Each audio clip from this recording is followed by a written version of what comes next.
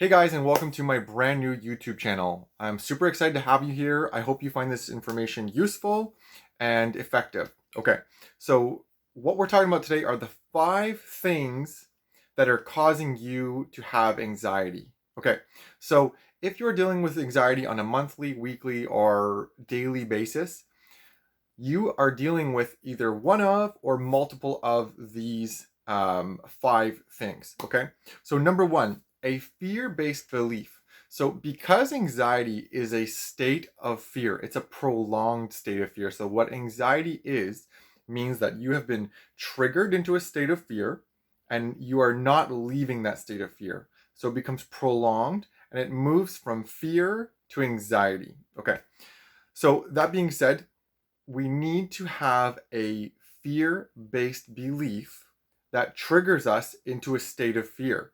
So without that fear-based belief, there is no fear, there is no anxiety. Okay? Number one.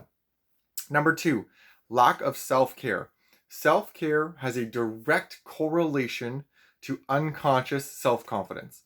So our unconscious self-confidence, the way we feel, the way our nervous system feels, the way our ego feels, and its reactivity towards what it is sensing is heightened when we are not taking care of ourselves. If we're not moving enough, if we're not going to the gym, if we're not drinking enough water, eating good food, having good relationships, anything that we are doing that is not meeting our needs creates a lack of self-confidence, which leads to more opportunity for anxiety.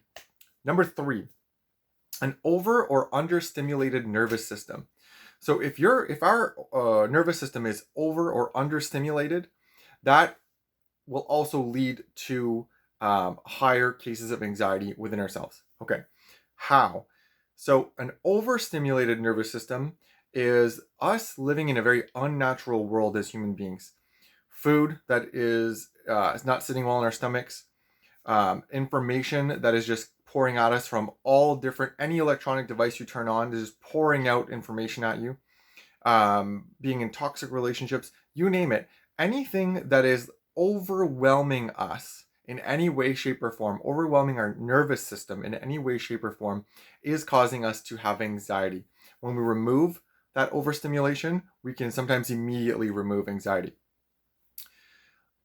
Understimulation of the nervous system. We as humans have a certain amount of energy stored up inside of us that we need to use through movement every single day. Otherwise, it just sort of sits inside us and agitates us. Okay?